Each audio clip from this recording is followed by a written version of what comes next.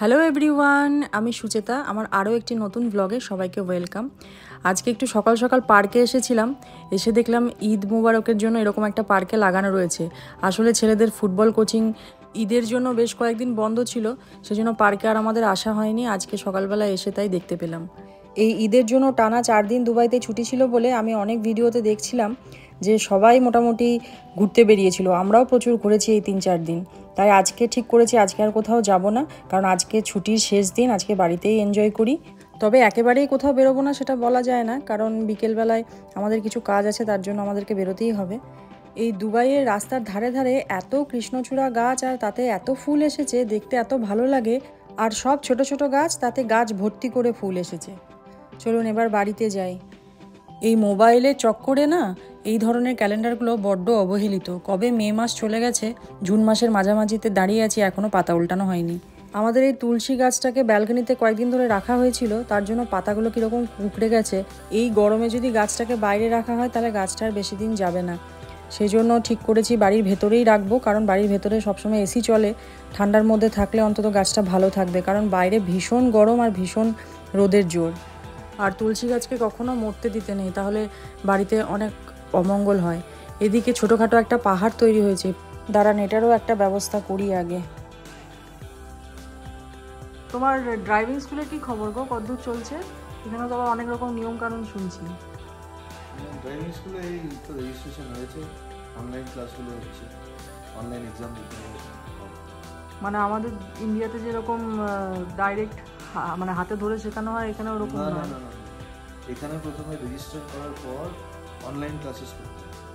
অনলাইনে এরকম 8-10টা ক্লাস থাকে, ক্লাসগুলো করে তারপর। তোমার কটা ক্লাস হয়েছে? আমার ক্লাস হয়ে গেছে, এখন টেস্ট কোশ্চেনগুলো করছি। ওটা 700টা কোশ্চেন থাকে। ওরে বাবা! ওইটা কমপ্লিট করার পর ওরা একটা অনলাইন এক্সাম নেবে, তারপর প্র্যাকটিক্যাল ক্লাসেস হবে। প্র্যাকটিক্যাল ক্লাস 10টা ক্লাস হবে, সপ্তাহে 2টো করে। তার মানে ওরা কি নিয়ে যাবে নিয়ে আসবে নাকি তোমাকে যেতে হবে? এখানে নিয়ে যাওয়া নিয়ে আসার কোনো ব্যবস্থা নেই। ভিআইপি দের জন্য আছে, যেটা অনেক কস্টলি। আচ্ছা, ভিআইপি হলে ওই মার্সিডিজ, রোলস রয়েস এগুলো সব আসবে, তবে ওরা নিয়ে যাবে, বাড়ি থেকে নিয়ে যাবে। ভিআইপি তে অনেক কস্টলি। তো বাকি টাইমটা বাকি যারা রেজিস্ট্রেশন করায় তাদেরকে ড্রাইভিং স্কুলে যেতে হবে। স্কুলে গিয়ে ওখানে আগে থেকে পৌঁছে যেতে হবে, তারপর ওরা গাড়িতে বসাবে, ভেতরে ঘোরাবে, 2 ঘন্টার ক্লাস হবে। আর সপ্তাহে 2টো করে ক্লাস, তার মানে 10টা ক্লাস, মানে তোমার 5 সপ্তাহ লেগে যাবে, মানে 1 মাস 1.5 মাস। এবার ধরো কোনো সপ্তাহে কারোর অসুবিধা থাকতেই পারে, তাহলে তোর বলে দিতে হবে আগে ট্রেনিংয়ে যে আমি এই সপ্তাহে আসবো না, বা আমি এতদিনের মধ্যে একদিনও ক্লাস করবো না, বলে দিতে হবে। আর এখানে তো প্রথমবারেই তো কেউ পাস করে যায় না। এই বাবা! 10টা ক্লাস করার পরে তোমাকে ফেল করে দিতে পারে, তারপর আবার তোমাকে অ্যাডিশনাল ক্লাস নিতে হবে, তারপর আবার এক্সাম দিতে হবে। মানে আবার সব নতুন করে শুরু হবে? থিওরি ক্লাসটা হয়তো নতুন করে দিতে হবে, প্র্যাকটিক্যালটা দিতে হবে। বাবা কি ঝামেলা!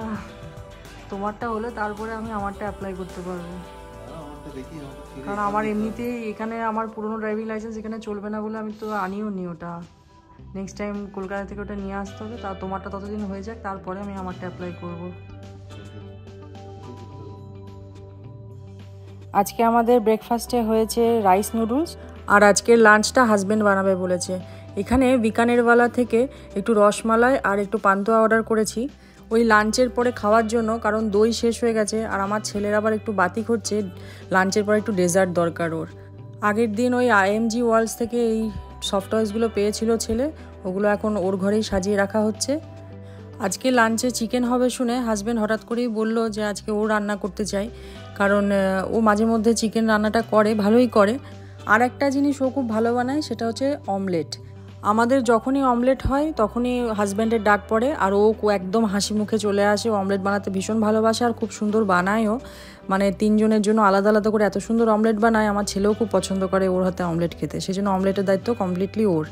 আমি অনেক দিন ধরে ভাবছি এই রিং অ্যাডজাস্টারটা চেঞ্জ করব, সে আর হয়ে উঠছে না, কেমন কালো হয়ে গেছে। আগের দিন হেনা করেছিলাম, সেই হেনা একটু লেগে গিয়ে একদম কালো হয়ে গেছে, এটা আর ভালো লাগছে না দেখতে।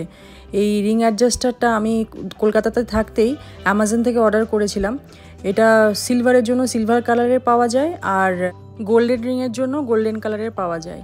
আমি যখন অনেকটা মোটা ছিলাম তখন এই রিংটা বানানো হয়েছিল, তারপর আমি 17 কিলো ওজন কমিয়ে আমার আঙুল সরু হয়ে গেছে, যার জন্য এখন এই অ্যাডজাস্টারটা দিয়ে আমাকে ম্যানেজ করে আংটিটা পরতে হয়।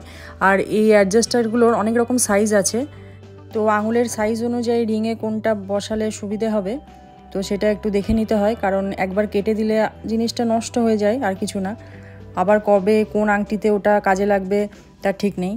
আমি অনেকের হাতে দেখেছি যে আংটি লুজ হয় বলে তারা অনেক সময় সুতো বা তার জড়িয়ে রাখেন, কিন্তু কিছুদিন পরে ওটা দেখতে খুব খারাপ লাগে এবং যার সামনে আপনি দাঁড়িয়ে ওই হাতটা দেখাচ্ছেন আপনার নিজেরও খারাপ লাগে, লজ্জা লাগে, আবার যে দেখছে তারও মনে হতে পারে কিছু।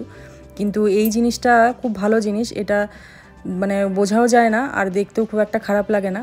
আবার যখন খারাপ হয়ে যায় তখন চেঞ্জ করে দিলেই হয়ে যায়। আবার অনেককেই দেখেছি যে কারোর কোনো আংটি হয়তো অনেক বড় সাইজের আছে, সে হয়তো ওটা পরতেই পারে না, ওই সুতো লাগিয়ে পরতে হবে বলে লজ্জা পায়। তো তাদের জন্য বলবো আপনারা এটা একটা কিনে নিতে পারেন, এটা কিন্তু ভীষণ সুবিধে হয়। আমার বেশ কয়েকজন চেনা যারা এই ব্যাপারটা জানতো না, তারা আমার দেখে এরকম কিনে তারাও ফিডব্যাক দিয়েছে যে হ্যাঁ জিনিসটা কিন্তু খুব ভালো। আংটির মধ্যে যতটা সেট করার করে দিয়েছি, তারপরে এক্সট্রা যেটা ছিল সেটা কেটে বাদ দিয়ে দিলাম, ওটা পরে কোনো সময় আবার কাজে লেগে যাবে অন্য কোনো আংটিতে। চলুন, হাজব্যান্ড ডাকছে, এবার লাঞ্চ করি। আমাদের খাওয়া দাওয়া হয়ে গেছে, এবার ডেজার্ট নিয়ে বসেছি। ওই যে রসমালাইটা আনিয়ে রেখেছিলাম সকালে, এবার একটা মুভি লাগিয়েছি, বাংলা মুভি, ওই হইচইতে অচিন্ত আইচ নামে, শুনছি সিনেমাটা খুবই ভালো হয়েছে। আর এর ফাঁকে একটা কমেন্ট শেয়ার করছি। এই কমেন্টটা করেছে কলকাতা থেকে মধুলিনা, ও লিখেছে তোমার ব্লগগুলো খুব ভালো হয় গো, একদম নিজের ঘরের মতন লাগে, তুমি খুব ডিটেলে বলো তাই ভালো লাগে। থ্যাংক ইউ মধুলিনা, তুমি আমার ব্লগ নিয়মিত দেখো, আমি জানি সেটা। এখন বাজে বিকেল 6:30, সেই জন্য একটু পাঁপড় ভাজি আর একটু কফি বানাবো। এই পাঁপড়গুলো হাজব্যান্ড যখন ব্যাঙ্গালোর গেছিলো লাস্ট টাইম তখন নিয়ে এসেছিলো। এই পাঁপড়গুলো আমরা সবাই মোটামুটি পছন্দ করি, আমার ছেলে আবার এই পাঁপড়গুলোকে থার্মোকল পাঁপড় বলে। এটা খেয়ে আমরা একটু নিচে যাব, বাবা আর ছেলে মিলে সুইমিং করবে। আমাদের এই বিল্ডিংয়ের ভেতরে যেহেতু রেস্টুরেন্ট, ক্যাফে সব কিছু একসঙ্গে আছে, তাই এই সুইমিং এরিয়াতে যাতে সবাই ফ্রি অ্যাক্সেস করতে না পারে, সবাই যাতে চলে না আসতে পারে, সেই জন্য যারা এখানকার স্থায়ী বাসিন্দা তাদের সবার ফোনে কিউআর কোড আছে, যেটা স্ক্যান করেই একমাত্র ভেতরে ঢুকতে পারবে। যদিও এই ব্যাপারগুলো আমাদের দেশেও এখন মোটামুটি সব জায়গাতেই চালু হয়ে গেছে, তবে একটা কথা বলবো যে দুবাই হচ্ছে মানে সবথেকে সেফেস্ট কান্ট্রি। দুবাইয়ের আইন এতটা স্ট্রিক্ট যে মানুষ ক্রাইম করার আগে 100 বার ভাববে, সেই জন্য এখানে ক্রাইম একদমই হয় না বললেই চলে। সেই জন্য এদেশে মহিলারা সারা রাতের যে কোনো সময় নির্ভয়ে তারা ঘুরে বেড়াতে পারে। আর এদেশে ক্রাইম তেমন নেই বলে পুলিশও দেখা যায় না তেমন। কোথাও যদি কখনো অ্যাক্সিডেন্ট হয় তখন সেক্ষেত্রে পুলিশ দেখা যায়, তাছাড়া নয়।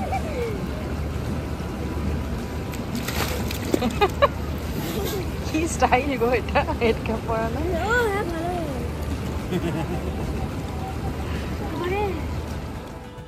ওরা বাবা ছেলে মাঝে মধ্যেই সন্ধ্যের দিকে সুইমিং পুলে আসে, কিন্তু আমার তেমন খুব একটা আসা হয় না। আমি এই প্রায় অনেক দিন পরে এখানে এলাম। আর সকাল দিকটায় যেহেতু গরমটা বেশি পড়ে গেছে এখন, সেই জন্য সকাল দিকটাও এই দিকটা খুব একটা আসা হয় না।